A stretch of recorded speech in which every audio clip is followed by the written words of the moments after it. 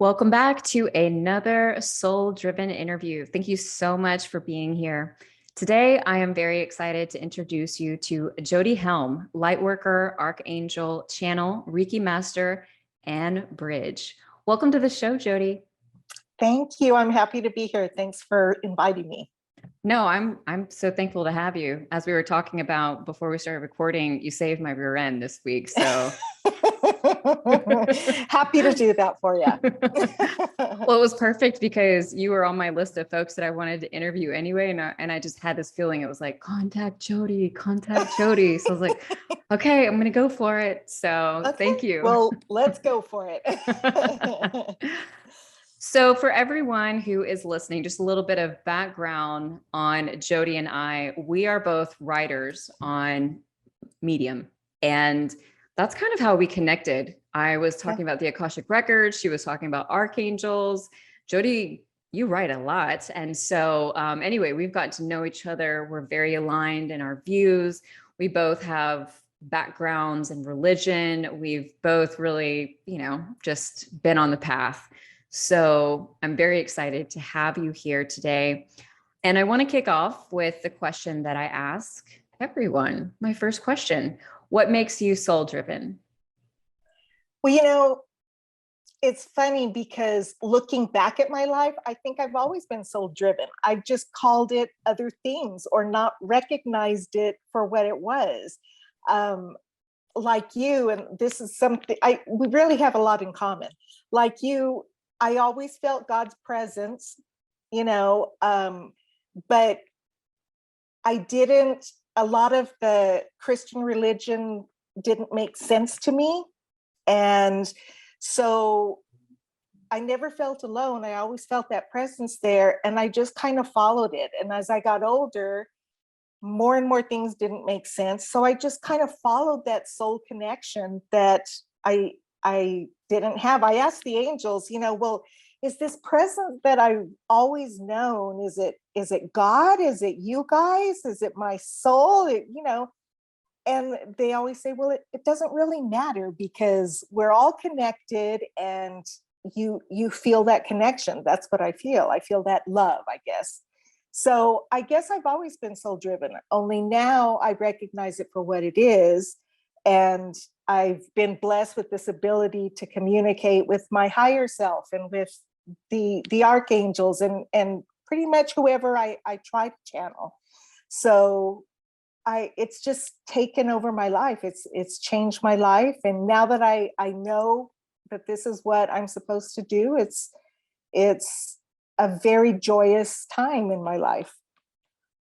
I don't think that you can work within these realms. I know I often joke that you can't be an angry person and be an Akashic reader. And I would assume the very same. I mean, I work with the angels. I don't channel them as much, but at least not within my work. But I feel like when you're working within these realms, like you can't be an unhappy person. They have made me especially happy. They've healed me so much in my own journey with them. Do you feel the same? I do. People ask me every once in a while, well, were you scared?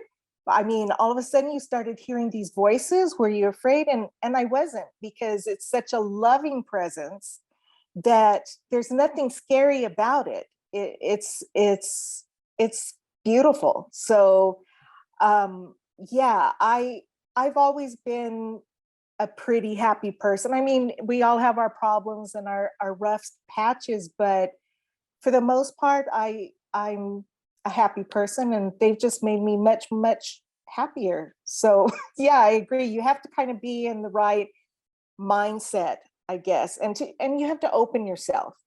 Yeah. So once that happened, I found out later on that we've always had a connection. It's just when I remembered and I opened myself to it, it clicked in. I love that. So before we dive into that too much, because of course there is so much that I want to explore there with you, but when you heard these voices, like share with us, some background leading up to that from your life, in regards to, just what brought you to that moment. Well, I retired a few years ago from teaching. And so I finally had time to look into all of the things that have always fascinated me. I've always been fascinated with psychic phenomena. I remember being in 8th grade writing a research paper about it. And, I I had always been interested in Reiki. And at the time that I first started being interested, there really wasn't much available for training or anything.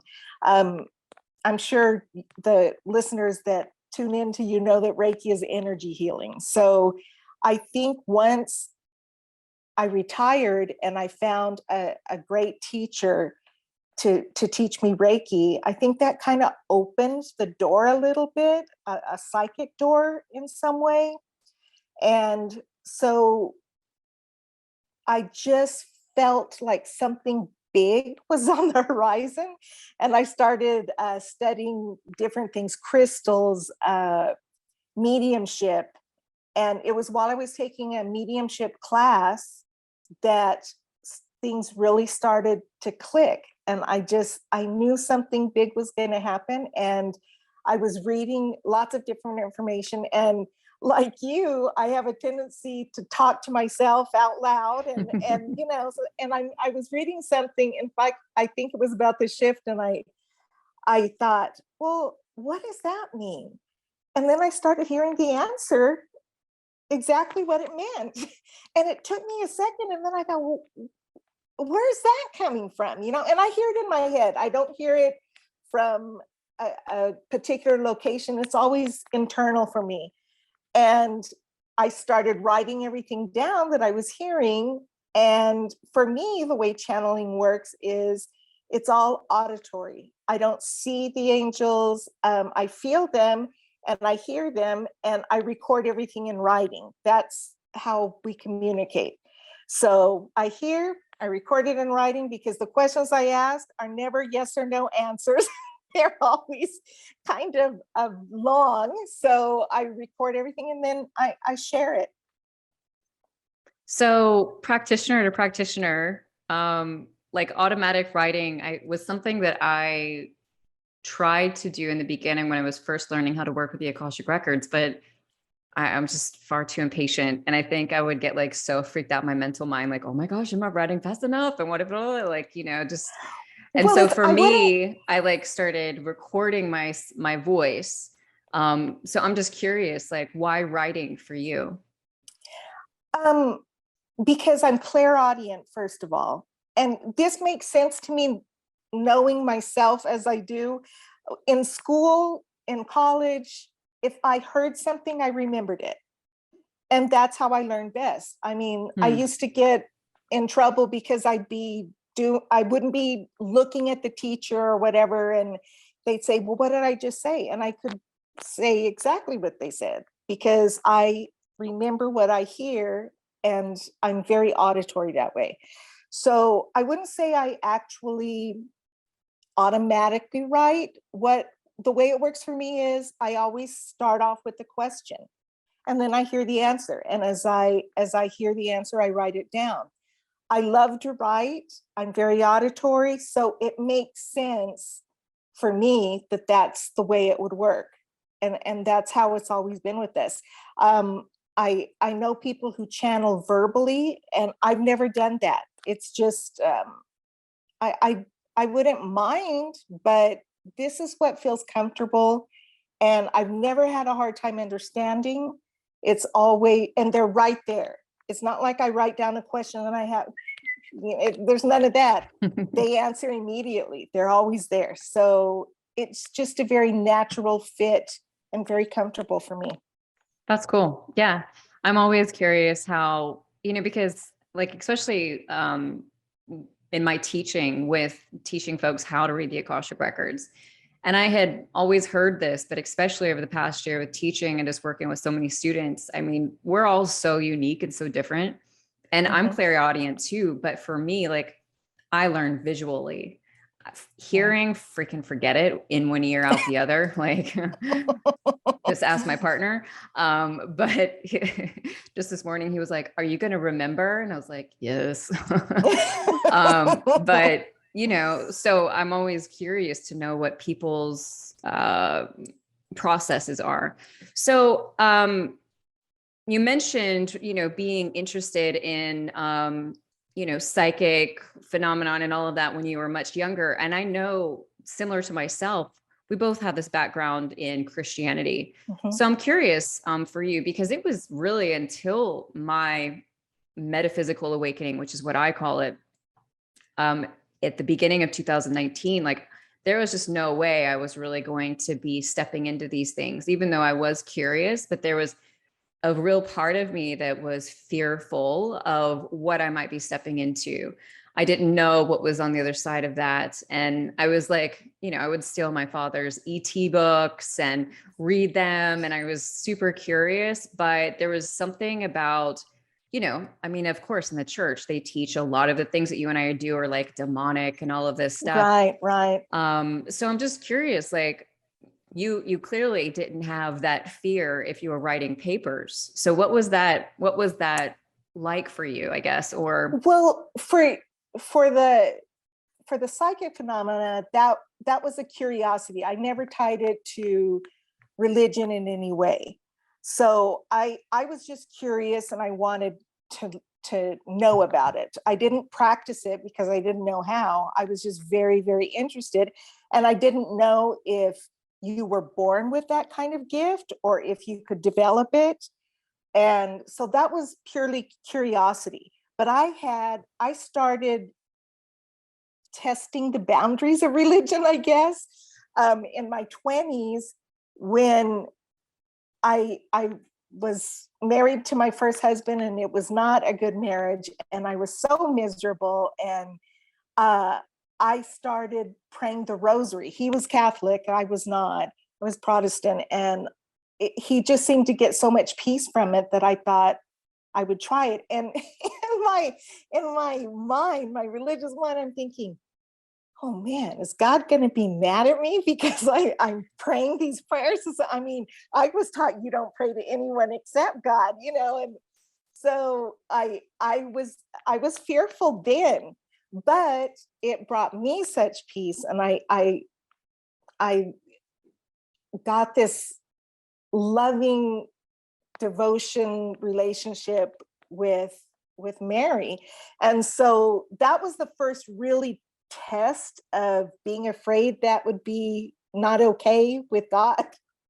And it turned out fine. So it was easier after that. But even now, it hasn't been very long ago, maybe a year ago, that I thought, Christianity is just not a good fit for me anymore. It just isn't.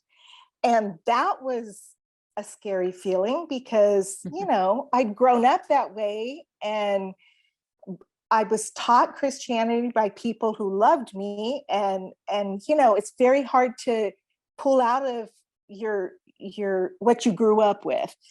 And then I thought, well, I love Jesus and I love Mary. And it finally dawned on me, well, okay, give up Christianity, but hold on to the parts that make sense to you.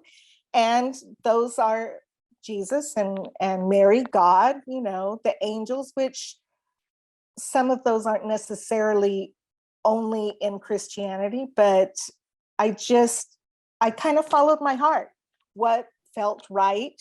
And so now I'm very comfortable with that. I asked the angels one time, well, so what am I supposed to tell people when they ask me, what religion are you? And they said, tell them you're a child of God and your religion is love. And that's my answer now. So I just kind of, my son was saying, I think you've just kind of created your own religion. And maybe I have, I don't know. I think of it as a spirituality kind of thing. But yeah, I did have that fear going through that process.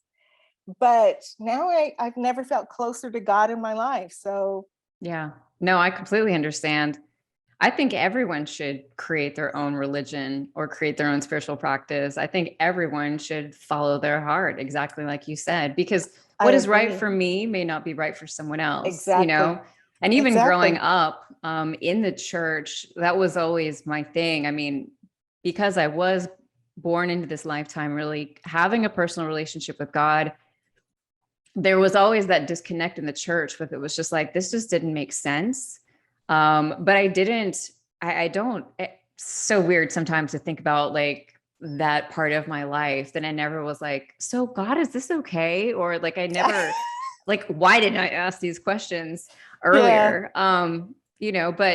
But I think that every person has to figure that out for themselves and should. And unfortunately, I feel like one of my biggest beefs with Christianity in particular is just that like there isn't enough encouragement to ask questions. right, right. Something I love about like the Jewish faith, like they question, and that is such a healthy habit Well, because sad, all should be questioning absolutely, everything all the time. absolutely. But that you're right, it's not encouraged. And sometimes sometimes you can be ostracized depending on which church you attend and all of that, 100%. yeah. And I think, I think again, you follow your heart, but it takes courage to question things that you've grown up believing. The first thing that really challenged me as a Christian was the idea that you can't go to heaven if you're not a Christian. And I remember having a problem with that even in my youth, and when I was a girl, that bothered me. And finally I was at a museum display. It was a photographic display of Tibetan nuns and monks who had been tortured by the Chinese, and they spent the rest of their lives praying for their persecutors. And it clicked. I thought, and you're telling me that these people are going to hell? I mean, there's just no way. That did not fit with the God that I know. And so that was the beginning, really, of deciding that that's just not true, And now it's gotten to the point where I've discarded Christianity for me. I think there are many people it works for. It just doesn't work for me. And I can't be a part of any group that doesn't welcome everyone. Yeah, And 100%. so, yeah, religion just doesn't work for me for that reason, because they all have the people they like and the people they don't like. And I just think religion in and of itself is, I mean, it puts us in pockets. It puts us like labels really yes, bother yes, me. It's me like too. when I decided to discard my label as a Christian, I just thought, and I don't want any other one ever. Like I just don't, like I want to take a bit of here and take a bit of there. And you know what I mean? Which is the way that I've always been about things. Growing up, I Hmm. didn't want to just be part of one clique. Are you kidding me? All the Right. people were interesting. Like I wanted to like Sure. check out all the groups, not just one. Why would I just, and thankfully at this point in my life, I have that. I'm just so grateful for that personal relationship with God, Me because too. even in the midst of being a Christian and aligning myself in that area, I never felt like it was my business to tell other people how to live. I never felt like Absolutely it not. was my business, people would try and get in arguments with me because I wouldn't try to convert them. I was like, really? You do you, I'm going to do Yeah, me. yeah, exactly. Live and let live. Let's just do what works for us and let everyone else do what works for them. Yeah, I agree. 100%. So, in regards to your relationship with God, like you said, you've never been stronger than, like, Right. you've never had a stronger relationship. So, how would you define God in your life at this point in time?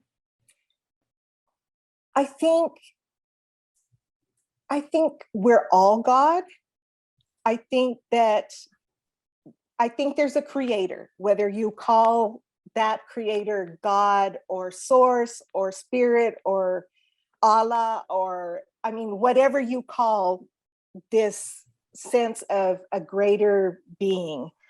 Um, I think I think we as humans tend to humanize God. And I don't think that that's the way it is. I don't picture God as a man with a white beard sitting on a throne. That's just not what God is to me.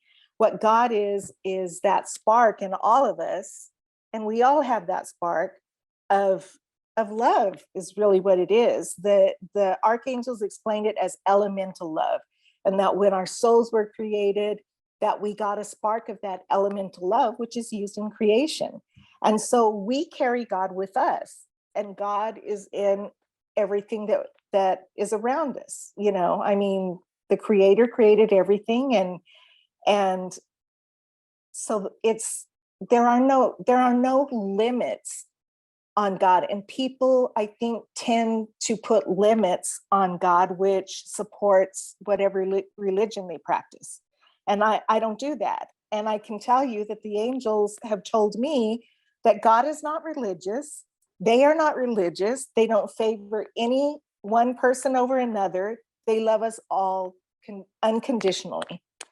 And so I think of God as love, and that he's in all of us. Yeah, I'm with you. I remember when I was young and I was in a conversation with someone who was trying to argue with me about God, and I just really, wasn't wanting to engage. And, he was just like, well, I don't even remember exactly what he said, but I had the awareness. It was like, yeah, but if I could answer that, and if you could know that, then that would mean that you as a human were on the same level as God.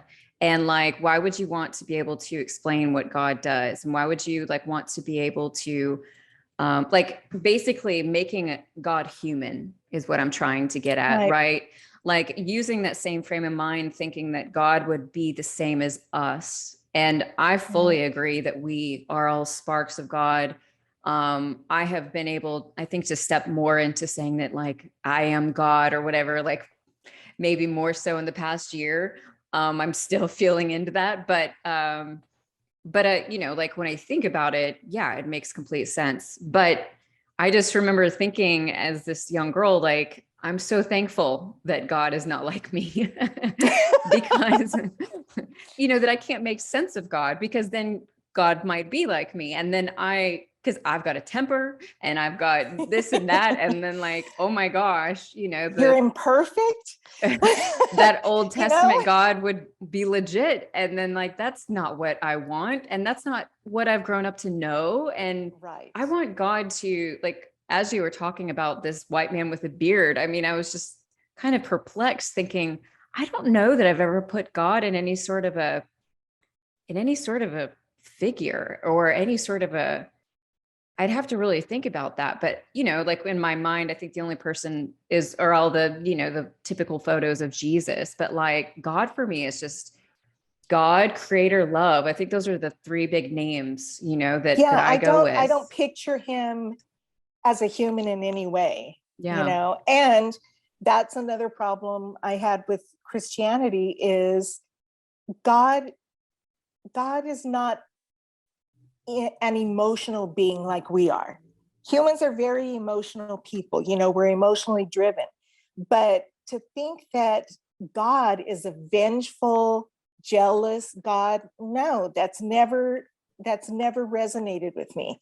Yeah. And so I just, he's above, he or she, there's no gender here, is above all of that. I mean, the angels talk about the difference between emotional love and elemental love. And we have a spark of elemental love, and we all do from being created by God, but it's so far removed from emotional love that we cannot understand it. And so that's the overbearing part of God. And that's what I think we all need to work on, is building that unconditional love, and I don't think he asks, I know he doesn't ask anything else of us other than to love each other. That's the goal. Because when you show love to other people, that generates this great energy, and that energy is shared with others, and it's a beautiful thing. And you know, that's what God wants. He doesn't want you to go to a building and, you know, pray and worship and all that. That's not what he's interested in. He wants us to apply the love that he has for us to other people. So completely agree. Completely agree. So the angels, I'm really curious. Like you channel the archangels. Is there a hierarchy with the angels that you have experienced? no, and I thought that there was, because, you know, I mean, not knowing much about angels, I've heard of angels, guardian angels, archangels, and when I found out I was talking to the archangels, I thought, oh wow, these are like the head angels. They've explained to me, we don't have, they say they don't have a hierarchy where they are, and that it's divided by who has what kind of assignment. So for instance, guardian angels aren't any less or greater than the archangels, but their job is to guard us as we live on earth, and they protect us from all kinds of things that we are never aware were threats. The archangels were specifically created to help us while we live on earth. That's I mean, and that can look in so many different kinds of ways. In my way, it happens to be channeling and them teaching me a lot of things. But they're the ones, guardian angels are with you. You don't have to activate them, so to speak. But if you want specific help from the archangels, you need to ask for it, because they won't intrude without that invitation. So, but there is no hierarchy there. They just, everyone has a specific job geared towards whatever title they happen to have. So they're not the head angels. As a matter of fact, and this was very hard for me to accept, they feel like we are their equals because we can do things that they can't do, and our souls are the ones that decide when we come to earth in a body, and what kinds of things they plan for us to do. And the things that we do as humans are not within the power of the angels, and they're very appreciative that our souls are willing to help in this journey of everything. So yeah, it's no hierarchies. But angels can incarnate onto earth, right? It's possible, yes. And occasionally they do, but when angels come to earth, they can take physical form for brief intervals, but it's heavy for them. It's hard to explain because I've never experienced it, but the things that they have access to, the things that they can do, they feel very heavy on earth. Whereas if they stay in their own realm, then they're lighter. They can do what they want to do with ease. And when they come to earth, it's a harder thing for them to do. They don't do it often. Usually it's if some kind of protection or something's going on that is not in a person's life plan, and they have to take physical form for one reason or another to counteract that. Or they take physical form, wings and all, for recognition purposes, because that's how most people picture angels. Angels are ethereal in their natural form. They can take forms, but they mostly do it if they want you to know who you're talking to, so you'll recognize it. Well, I wrote an article about what does Jesus look like? Well, Jesus will appear to you, if you see him, as you imagine him, so that you recognize him. They're not under any limits. They can look however they want, but they try to appear in a way that you understand and recognize. So what about like earth angels? Have you heard about earth angels? My understanding from the angels that I channel is that angels do not become human. They can come to earth for short intervals, but they don't live on earth. So their souls are angel souls. Our souls are human souls, or in some cases ET souls, you know, depending on the soul that inhabits the body. But they don't live here. And I mean, there's this whole concept of fallen angels, and according to my guides, there have been a total of 6 fallen angels, but not with the drama that people hear about. They weren't kicked out. They weren't evil. They just resigned from their duties, I guess, the kind of a retirement, which most angels are not interested in doing. But for whatever reasons, and I don't know what the reasons were, they just stepped down from their duties, and they were not cast out. They were not evil. They just stepped back from their duties. Now, it's possible for humans to become angels. It doesn't happen very often because humans' souls want to be able to incarnate so they can learn more and more in each lifetime and get closer to God. But they occasionally, humans can become angels, but angels do not become human. It's That's my interesting. understanding. And you work with a specific group of archangels, correct? Can you Yes. share with us about them? I had never heard of this name before, which doesn't mean anything. I think that there's new names popping up all the time with stuff. And But honestly, I mean, the angels say names just confuse things all the more. You know, our need to label things and put names to them makes everything more confusing. But when I first started connecting with the angels and hearing them, I had read work by other people who channeled angels, archangels, and they channeled verbally, and they knew which angel they were talking to. And so I asked the angels, well, you know, who are you? Who am I talking to?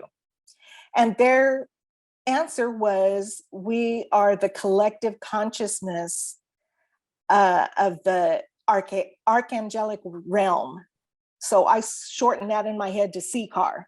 But so it's a group of angels that speak with one voice, and that's who I talk to. Now, occasionally I'll call on one angel in particular. For instance, I've channeled Michael individually, and so I'll just write and say, Michael, are you there?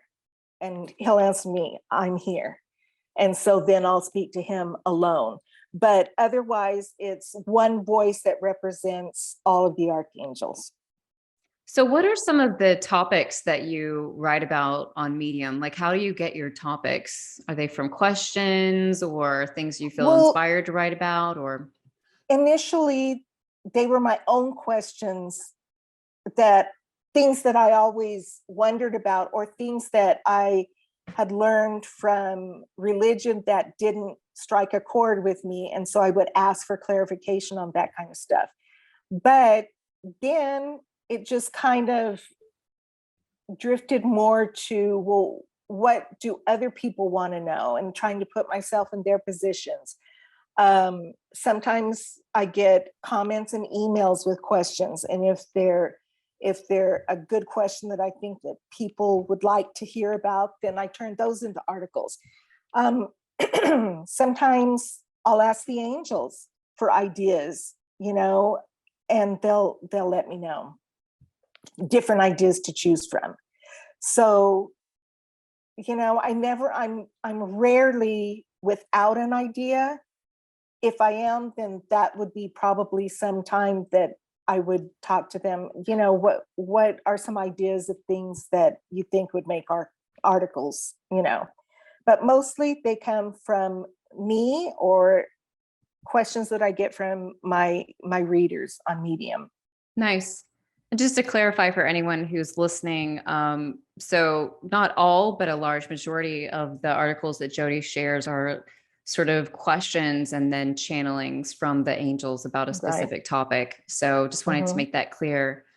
I'd like to kind of shift into the shift. The big change is happening on our planet right now. And you've written a lot of articles, shared a lot of channelings from the archangels about what's going on right now. And I would love for you just to kind of share with us, from your perspective and what it is that you've been channeling, just kind of what this shift is about on our planet right now. Well, I started learning about the shift on the Joan and John Walker site. Joan is also channels, well, many entities, including several of the archangels. And I kept, every once in a while, when I would read spiritual articles or hear from different sources, I'd hear about this shift. I thought, well, what in the world is it? And Joan does a great job of explaining what it is. And as a matter of fact, it was that question that I was pondering about the shift that initiated my first hearing from the angels. My understanding is a long, long time ago, the earth was in the fifth dimension. And due to many things happening, in order for the earth and the people on earth to survive, it had to be taken down to the third dimension, which is what we all know. Okay. But now the plan is to move earth back into higher dimensions. And so back in, I can't think of the year off the top of my head, but what the angels called a Christed matrix was put within the earth, in the center of the earth, to help the earth rise again. And as it rises into higher dimensions, things change. And it's funny because a lot of people will tell you stuff is changing, weird stuff is happening, and I feel like something's going on, but I don't know what it is. And it's that shift into higher dimensions. And in the third dimension that we've all grown up in, fear is what leads us, And if you think about it, how many people do you know who have taken jobs that they didn't really want, or they didn't like, they didn't feel fulfilled, but it offered them security? Because we all have lived our lives in fear. So and that's how we plan our lives. What can make me safe? What can make me secure? And that's changing. And, COVID actually tied in really well at this time. Not that I'm pro COVID, God, it was a horrible thing, but it let people, I think, it gave them more time to reevaluate their lives. And so many had to work from home and preferred working at home. And then they started to think, well, is there a better way for me?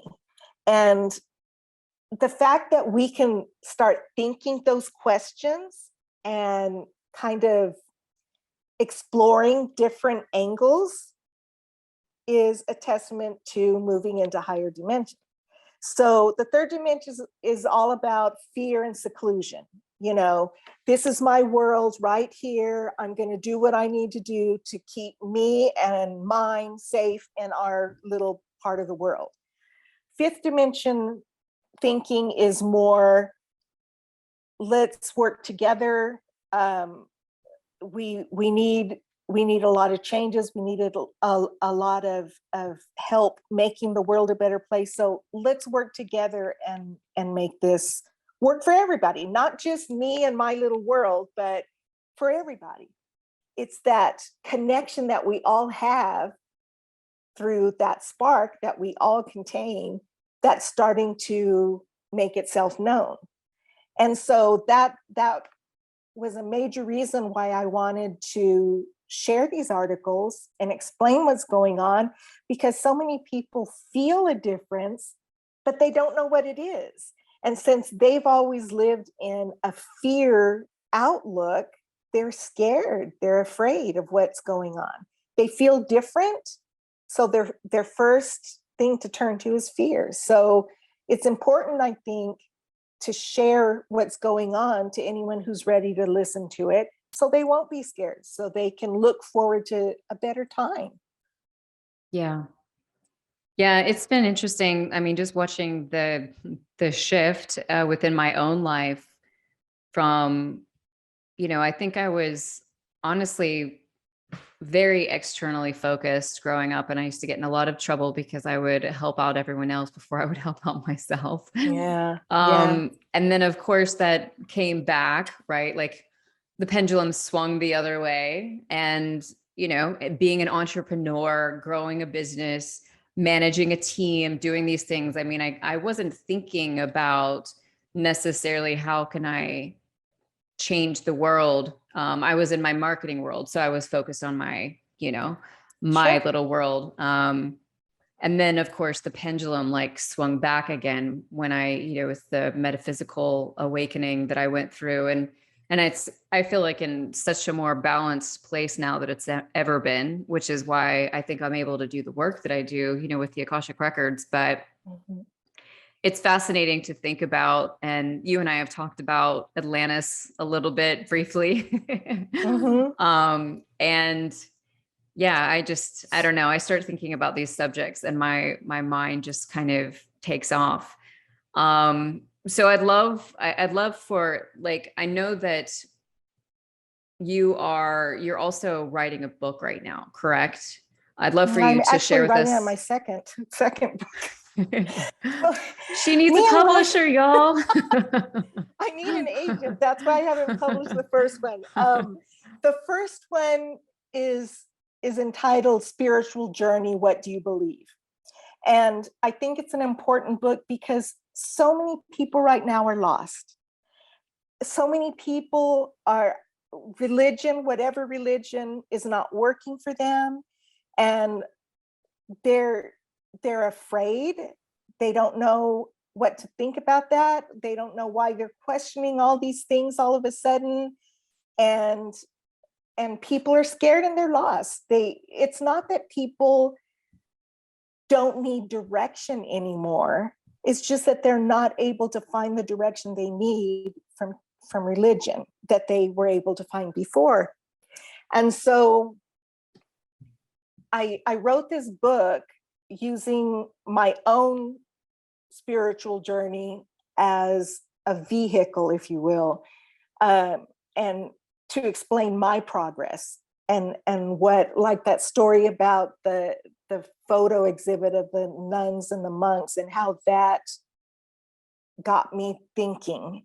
And so it's a combination book and workbook, and each chapter begins with pre-reading questions. Here's the educator in me. Before you read the chapter, answer these questions so you'll be thinking about some of this stuff.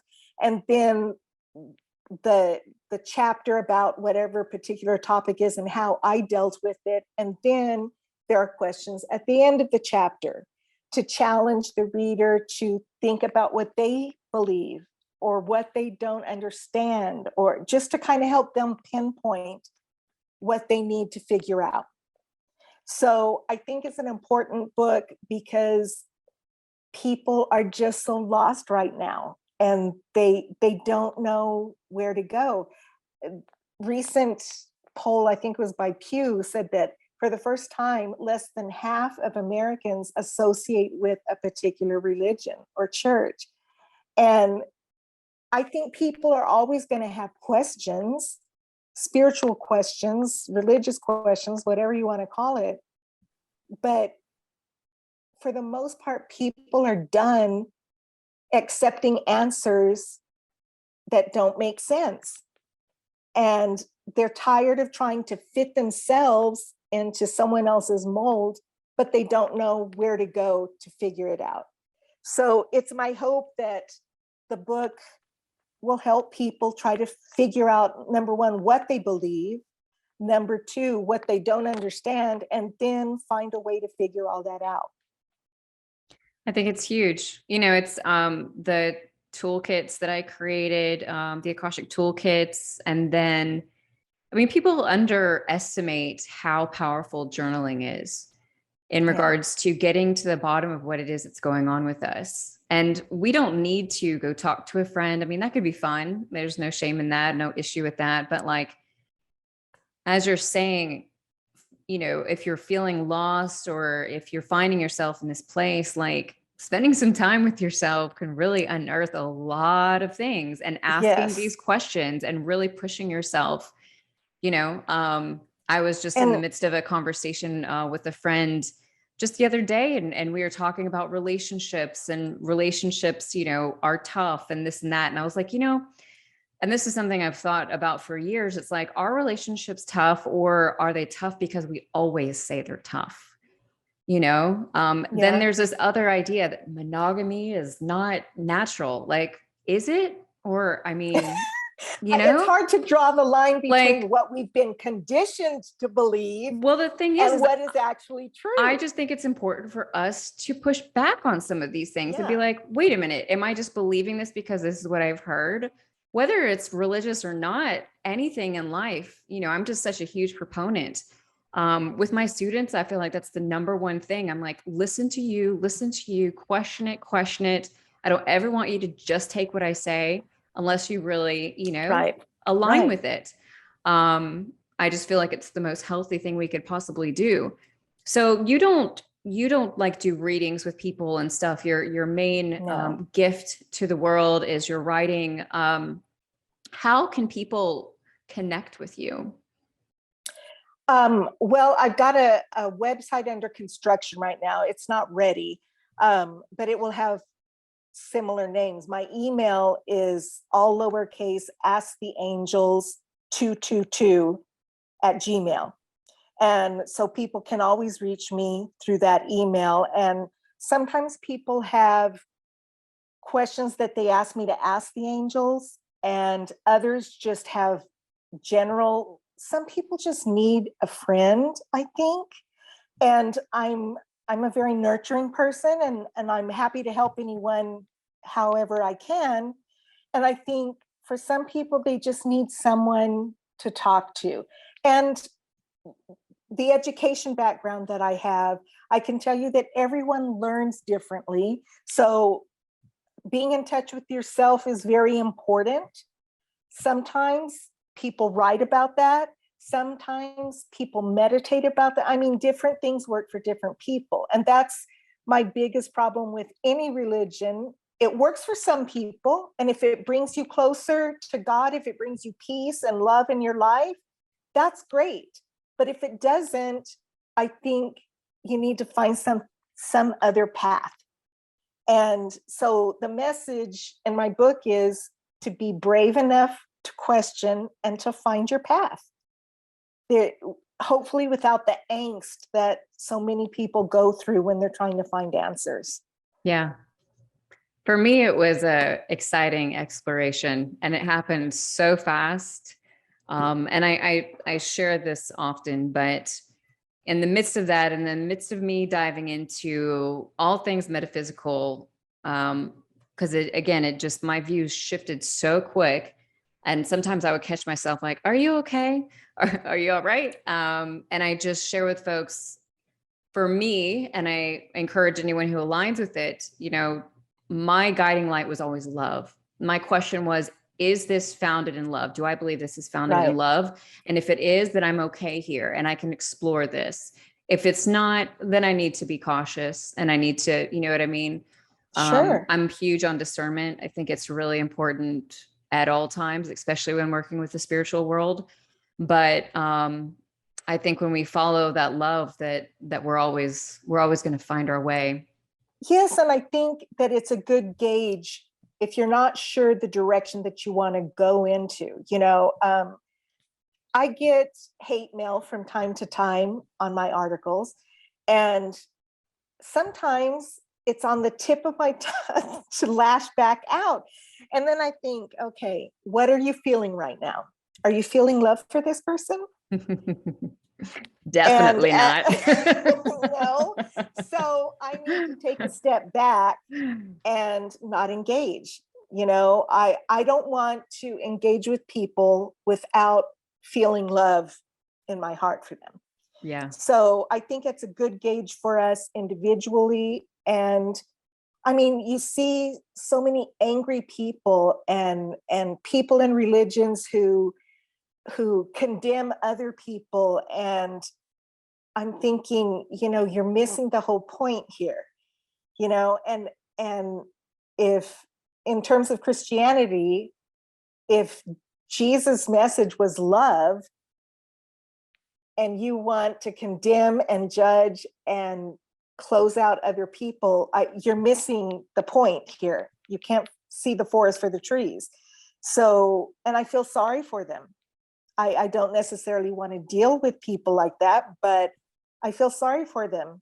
I really do. And it's not going to do any good to argue back and forth. They're not going to change their mind, and I'm not going to change my mind. So I just withdraw and prefer not to go down that road. Yeah. Yeah, it's good to take a step back from those conversations. Yeah, well, I'm basically I'm a joyous person. That's not to say I don't have ups and downs like everybody does. But at the end of the day, when I think about people like that, I think this is not a happy person. This person does not have peace. This person does not have peace of mind or comfort. They're angry. And I'm so glad that I don't live like that. So, and they probably don't realize it. And even if they did, they wouldn't question or branch out because they're not ready for that. It's not that I'm smarter or further along or more spiritual, or I just am where I'm at, and they're at where they're at, and they have to find their own way. So if I can help people do that, that's great. But my statement under everything is take what resonates and leave the rest. There's many differences of opinions and understanding. The angels teach me in a way that I can understand. That's what good teachers do. And you and our messages are very similar. I can't think of a message that you wrote that I didn't also have a similar message. We've talked about that before, and there's some minor differences just because we're different people and we channel different things. But at the heart of the message is love every time, so Yes, absolutely. Love is the answer. yes, that's why we clicked, because we both have that belief, I think. Absolutely. Absolutely. All right, Miss Jodie, are you ready for the lightning round? Sure. Okay. Quick question or quick answers. I'm going to shoot them out at you. Okay. Number one, what is the one habit that you can't live without? Channeling. I can't live without channeling. It's everything in my life now. Awesome. Number two, what does spirituality mean for you? Love. Speaking of, number three, what is your advice to anyone who's looking to find purpose?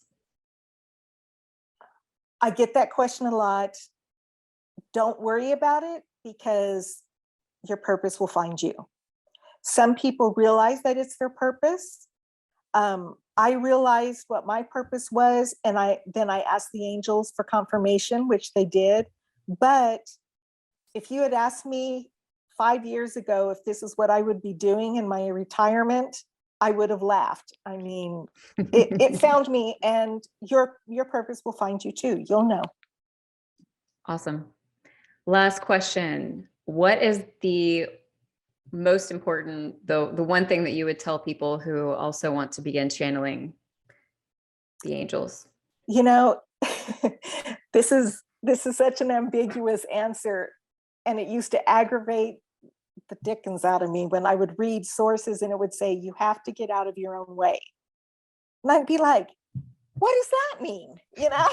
What, get out of your own way. I will tell you that when you channel, at least for me, initially, there was doubt. I mean, it's hard to believe. It's not a mainstream thing yet. It's headed that way. And as we rise into higher dimensions, more and more people are going to be able to use psychic gifts such as channeling. But it's not mainstream right now. And I had to get out of my own way and trust myself so that I could trust them. You know, and there were times, especially with the shift, that I thought, and I'd be journaling and I'd think, you sound crazy. If my kids got a hold of this and read this right now, they would worry to death about me, you know. And it took courage even to come out of that psychic closet, you know. But yeah, you just have to open your heart and your mind and experiment with different things. And if the time is right, it will happen. But you have to kind of believe that it can happen before you have a shot at that. Awesome. Well, thank you so much for your time, Jodie. It was so fun connecting with you, and I just really appreciate you sharing with us. I knew it would be a fun interview, and I've enjoyed it just as much. Thanks for having me. I appreciate it. Absolutely. Absolutely. All right, folks, you know what to do. If you were inspired, make sure to share this with friends, family, anyone who you know or think might benefit from this conversation. Please leave us a review on iTunes. Be sure to subscribe to the podcast and sign up for the email list to receive podcast updates and helpful resources. Thank you so much for being here. And don't forget, when we invest in ourselves, the world benefits. Until next week.